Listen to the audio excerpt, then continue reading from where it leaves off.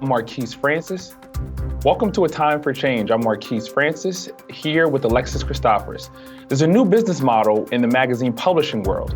After 58 years, Sports Illustrated Swimsuit edition announced that it will accept advertising only from companies with a proven commitment to gender equality. We'll hear from the editor-in-chief in just a moment, but first, let's take a look and quick listen to how Sports Illustrated is positioning this new program called Pay with Change. Introducing Pay with Change.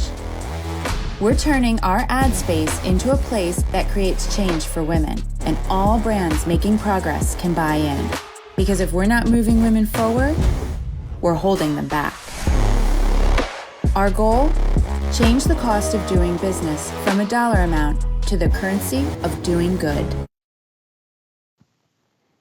Well, I had the chance to speak with editor-in-chief MJ Day recently about why the magazine is making this change and what it stands to gain and perhaps lose. So Pay with Change is our new advertising mandate. And that means we will only be allowing brands who help drive gender equity forward to be featured in the magazine's annual print issue, as well as across our entire digital platform. So it's a very exciting moment in time for us because I feel like it really brings the Sports Illustrated brand messaging ethos, into a 360 purview, because we've been perpetuating and really like celebrating the ideology of being using our power for good across all of our editorial, platforms. And now really the entire brand, the threads throughout the entire thing, we're going to be encouraging, people to think that way about themselves, about what they can do for, women empowerment, what they can do and put out there into the universe, to be better, and to do better. So we're really, really excited. But, advertising goes right to the bottom line of the publication. And I'm curious what Sports Illustrated Swimsuit stands to risk or stands to possibly lose with this new mandate. Yeah, listen, we're excited today to announce the launch of it. We don't know what that means and how this will translate. We do believe that this will be a revolutionary kind of industry change and shift. And, any progress is good progress when you're speaking around, women empowerment. And I think that it will take time and we're not afraid of that. And we're committed to that. And I think the end game, we're all winning, So MJ, talk to me a little bit about the standards you're using to calculate whether a brand is, driving gender equality forward, as you put it. And how do you plan to keep these brands and these companies accountable? They have to prove that they are moving the conversation forward for gender equity. And that either can mean that it's a well-established program that's in place, or that can mean that they are creating and providing opportunities, starting today. We know that these types of things take time, and we know that progress isn't perfect.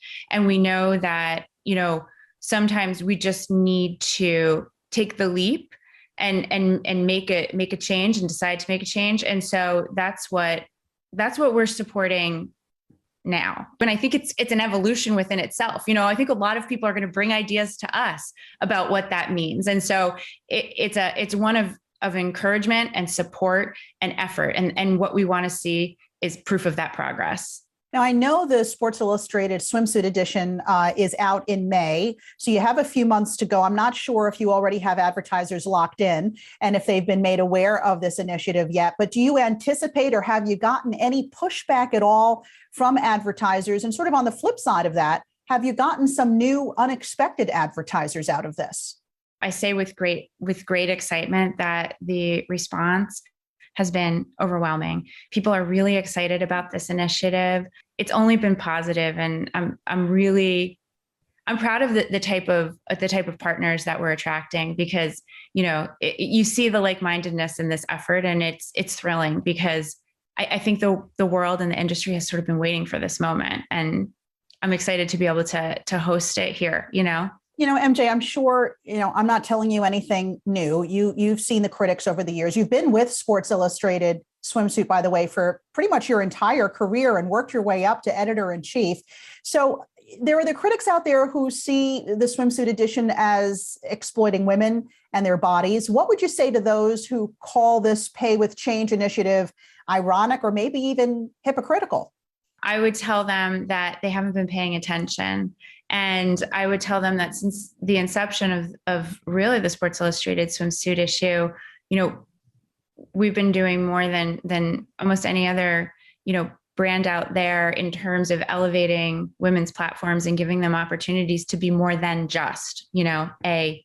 swimsuit model. It has been at the forefront of everything that we have been doing since my tenure at the helm of the brand. It's purposeful change. It is authentic and heartfelt change. And I would tell them that not to judge a book necessarily by its cover and apply that to how you feel about women in general, because you cannot make assumptions, in the first glance of something. And this is what we're battling against too with this. We want to allow women and brands to be seen holistically and not just instantly categorized because of the first experience you've had with them. Well, I think you have a unique perspective, being in the role as editor-in-chief of Sports Illustrated Swimsuit since 2014, but you've been with the brand since 1998. So talk to us a little bit about how you've seen the narrative change around diversity and inclusivity at the publication.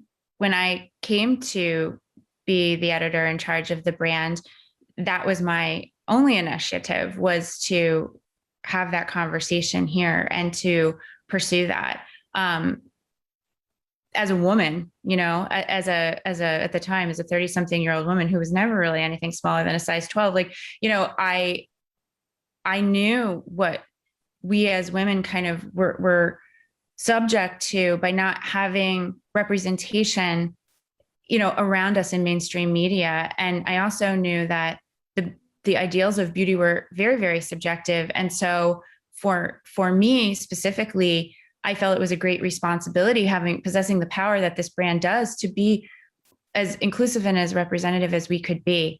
I do have a very unique perspective, and it is very much a personal passion of mine. And I do think we can take this over into the publishing side of things as well, and make a great deal of change there, because, the more good we can do with this power and the more brands we can encourage to do the same, the better this industry and this landscape will be, not just for business, but just for everyone. So I know that last summer you had that pioneering photo shoot with trans model Lena Bloom.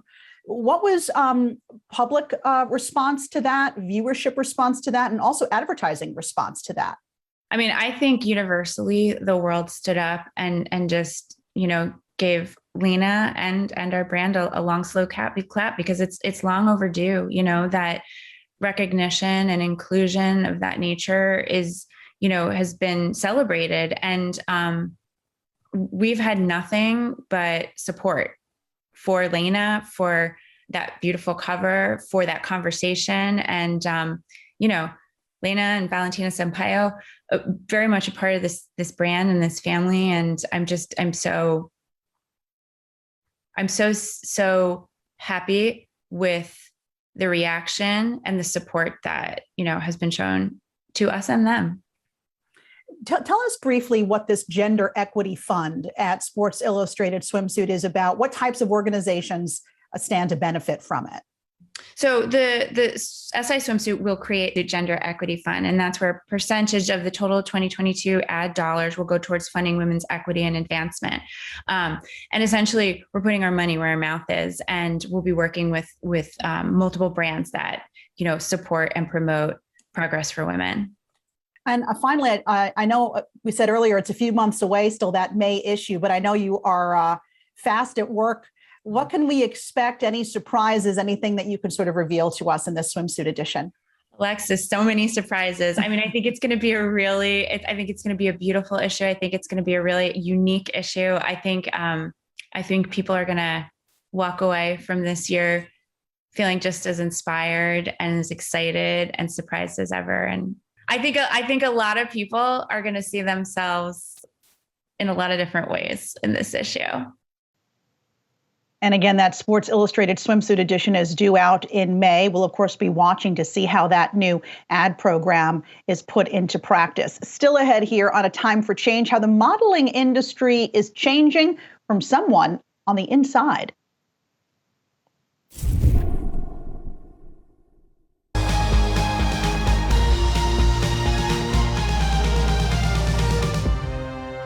Welcome back to A Time for Change. The modeling industry has not always been kind to women, both women in the modeling industry and the rest of us looking at images from the outside.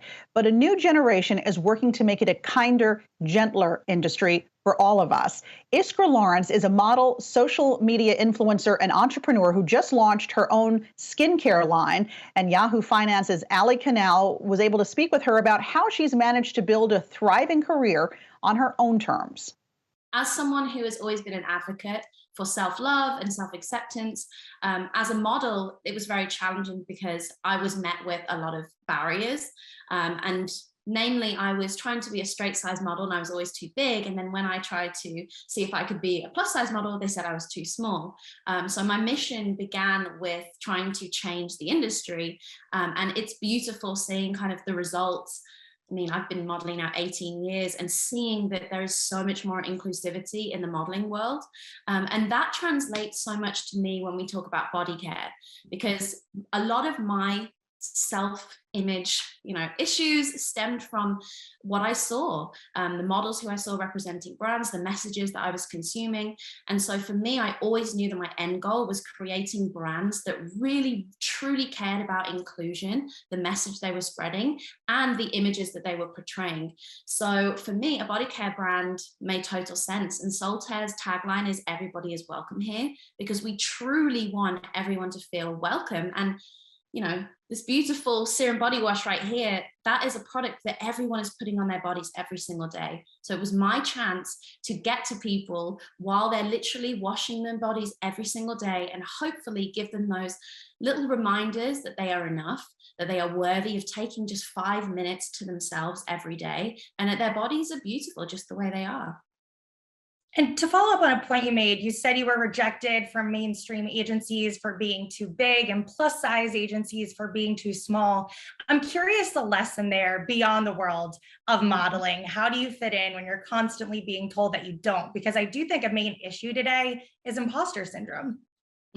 Yeah, that's true. I think that everyone at some point in their lives has not felt enough. No matter what career they're in, whatever community you're in, we're just pulled in multiple different directions about the type of person that we should be and that we should look like.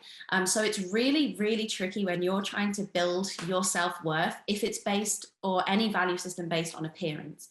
So that's one thing I've worked really hard to try and encourage people to step away from, and instead try and build a value and worth system that is based on their characteristics or their talents or the things that they put into the world. So one thing I like to do is a mirror challenge where I use it for like a self-affirmation tool. And I've also done a show on Facebook called Mirror Challenge, where I get people who have had self-esteem issues, body image issues, abuse issues, to get in front of the mirror and break down the definition that they might currently have about how they view themselves or the value system they might place on their worth. Maybe they're brave, maybe they're creative, maybe they're funny, maybe they're the life of the party. And those little tools, even though they could seem throwaway, it is the narrative that you tell yourself every single day. I'm telling you, you've got to speak to yourself like your best friend would speak to you. And that's a decision that you've got to make every single day, to speak to yourself in a loving, kind way. And speaking of the illusions of appearances, you have nearly 5 million followers on Instagram. What's your relationship with social media? Because on the one hand, you're able to reach so many people, but on the other, it is the cause of a lot of self-doubt, anxiety, a lot of mixed messaging when it comes to how to love yourself. So how do you navigate that when it comes to sifting through all that noise, not getting caught up in it, while also trying to appear as authentic and genuine and not performative as possible? Yeah, I think that's such a valuable question, because that's something that this generation is really trying to figure out. how they use social media in a positive way, but have boundaries set so that it doesn't kind of consume them and make them fall into this compare and despair. So my biggest thing is I try and think of like a consume and create ratio. As someone whose business is obviously very much based online, and the communities that I'm building with Self-Funding and Saltaire are very much online, I have to figure out when I'm creating or when I'm just consuming, and making sure that that's more balanced, because I feel productive, I feel accomplished, I feel like I'm putting something good into the world, over just consuming, where I can go in this downward spiral where I'm just like, I don't know, 10 Instagram pages and thinking, why am I not in Bora Bora, or why I, don't get to work out every single day and have an 8-pack anymore because I'm so busy with my toddler and these businesses.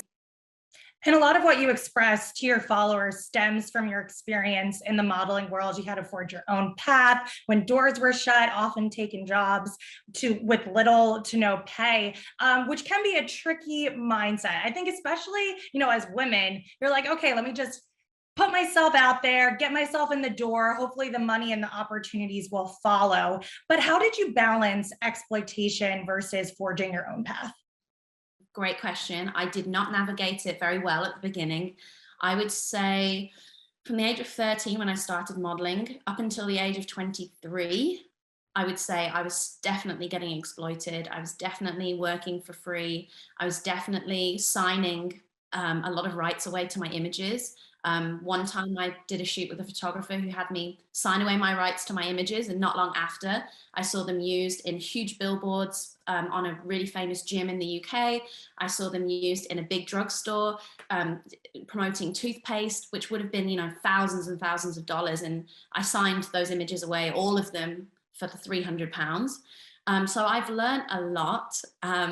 Unfortunately, I think there is still a lack of protection from modeling agencies in general. I'm not saying anyone's in specific. I found a great agency now and I feel really secure, but there are people fighting. I don't know if you've heard of Sarah Ziff, but she has the Model Alliance, and I absolutely love the work they do because she's fighting for legislation to protect models. So there's definitely, there's not much transparency in the modeling industry.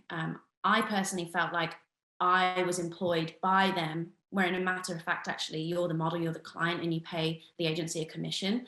So I found that the more I grew online, I was able to essentially have a leverage, because I knew that brands wanted to work with me, and I was able to then go back to agencies, and I was able to, call out things in the contract that didn't make sense anymore, or say that I would prefer to work in this way. And I realized that I'm actually the client here, and it's really important for models to know that they do have a voice. We are definitely made to feel like if you're difficult, you won't work. And I've heard many stories about models who have been difficult and then they get put on a middle seat of a plane. Or if a client calls, they won't be the model that's, bigged up on the phone. They won't be the model that gets the booking. So there's a lot of politics within the industry. I want to shift gears here a bit, because you have a mixed race baby who is so cute, by the way. I know that after the murder of George Floyd, you posted a lengthy Instagram about protecting your child and educating yourself as a privileged white woman. Where are you in that journey, and how has raising a biracial child influenced your parenting style so far? Oh my goodness. It has completely shifted my perspective. I have had a privileged life, and up until I met Philip and we lived together, and I really truly got to spend 24 hours a day with someone who has a completely different life experience to me, who is part of the Black community, and witnessing his thought process and what he has to deal with every single day. That's when it really hit home, just how it's a choice. I was able to choose when I thought about racism. One of the first things we did was, even before he was born, was go and obviously find books that would feel like he could be represented, that we could discuss race with him, books that we've also encouraged our friends within our friendship group who have white children. The experiences they're going to have are going to be completely different. Or at least right now, while my baby's cute and a toddler, how that is different in society to when he's a teenager and out late at night and wearing a hoodie, or in a group of people. Like, there's going to be so many different challenges that will be different for us raising a biracial child. And I'm already aware, because we bought some Duplo this Christmas, and there was white characters and there was only one Black boy. And immediately my toddler said, "It's me, mommy." So there is this just constant challenge of just being aware and having these open conversations from day one with our child and with my partner about how I'm doing. What can I do more? Can we make sure that we're going to a church that's diverse? We're having these conversations consistently. All right, that was some great perspective there. That was Yahoo Finance's Ellie Canal talking to model, influencer, and entrepreneur Iskra Lawrence.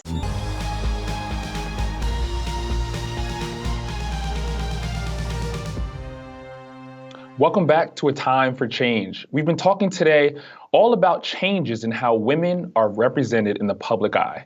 The toy giant Mattel just released its latest in the Inspiring Women series from Barbie. Ida B. Wells was a journalist, suffragist, and civil rights activist. She was also one of the founders of the NAACP. Wells was born in Mississippi in 1862, and as a journalist wrote about the lynchings at a time when few newspapers would. In 2020, she was awarded a Pulitzer Prize for, quote, her outstanding and courageous reporting on the horrific and vicious violence against African Americans during the era of lynching. The Ida B. Wells dolls just hit store shelves in preparation for next month's Black History Month. That's all for this week's A Time for Change. I'm Marquise Francis. And I'm Alexis Christophorous. Thanks so much for watching. We've got lots more Yahoo Finance Live straight ahead. We promise to continue to ride this stock market roller coaster with you. Also, the CEO of Okta will be joining us, so don't go away.